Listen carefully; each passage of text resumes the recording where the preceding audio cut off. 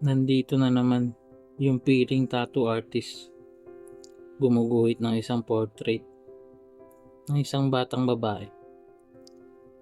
Wala, bigla ko lang kasing naisip na kailangan mag-improve na din talaga ang kasanayan ko sa pagpo-portrait ng mukha ng tao. Marami akong napapanood sa iba't ibang social media platform. Yung mga ginagawa nila, mga realistic portrait na. Samantalang ako, old school pa rin. Parang pang grade 1 lang ang drawing ko. Kaya siguro ang tagal ko matutunan kung paano ang tamang pagtato. Ganun talaga siguro kapag matagal kang huminto. Huminto kasi ko na halos ayaw nang lumabas ng pinto. Gusto lang puro ensayo. Ito kasi yung pakiramdam na nag-aalap ka sa sabikan matuto. Yung kahit hindi naka-video at walang client, todo practice talaga ako. At speaking of client, mukhang may darating na client ngayon. Yung dating nag-inquire sa akin.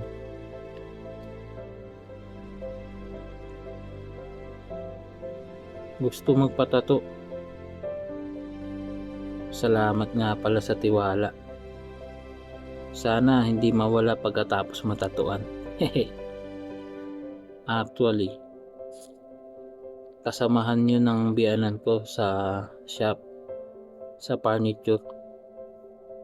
Nag-uukit siya sa mga kahoy at gumagawa rin sila dito.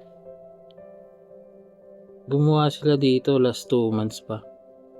Nagkabit nga pala sila ng bubong at nag-flooring dito sa tattoo studio ko. Na hanggang sa ngayon di pa naman tapos.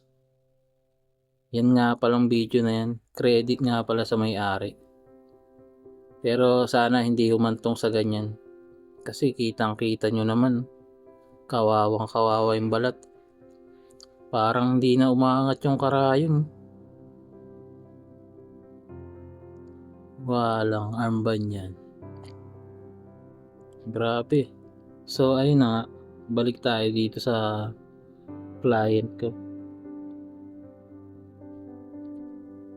Gusto niyang design na yung dalawang rosas na nakatanim sa paso.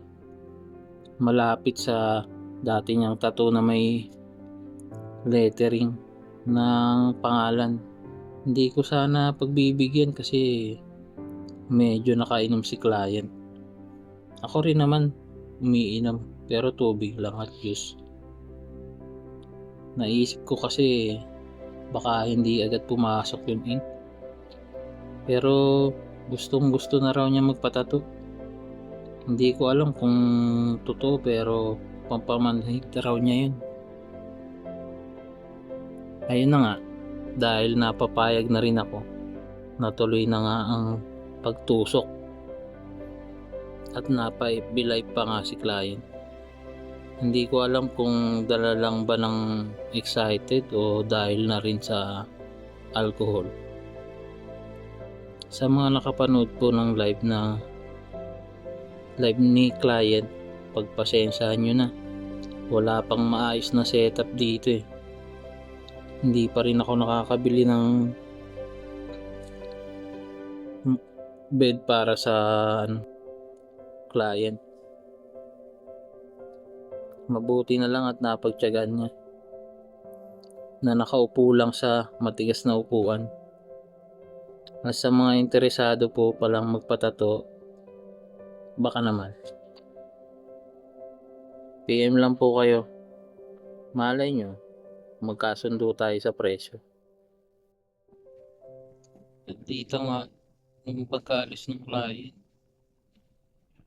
naisip kong gawa ng konting design tong maliit kong tattoo studio.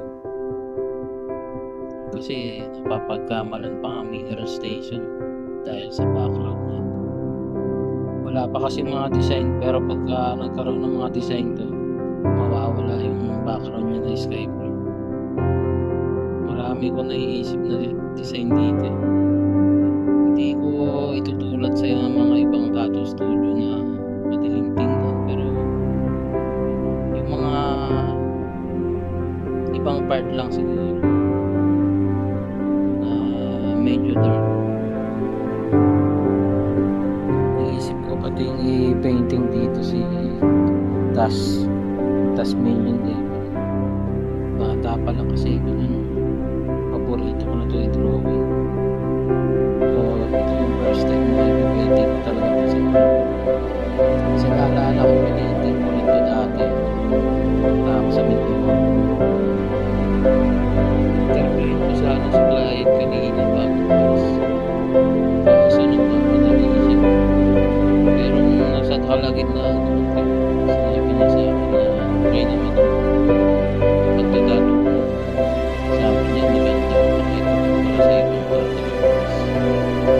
Sabi niya hindi na daw siya ulit ng patato. Hindi na siya ulit ng patato ng nakain. Kasi may patato pa siya sa may kanang dibdib. Parang sabi niya yung yung puso tapos may roses ulit din. Hindi ko alam kung anong meaning nun, basta pag nagkapera daw siya, yun ang ipapatato niya sa akin. Kanina nga pala dumating yung panganay kong sobrang lungkot niya. Yung sa sobrang lungkot niya halos mapalwa na siya. Kasi daw hindi siya nakasama sa uno. Hanggang top 5 lang kasi. Noon kasi hanggang top 10. Lagi siyang may. Sabi ko, okay lang yan. Percent lang naman ang lamang ang kaklase mo. Ako man, nag-aaral ako. Muntik na rin ako maging top 1. Kasi yung tinawag ng teacher ko yung top 1 sa klase namin. Katabi ko lang. So ayun, muntik na ako maging top 1. Bilang napakitingan ako.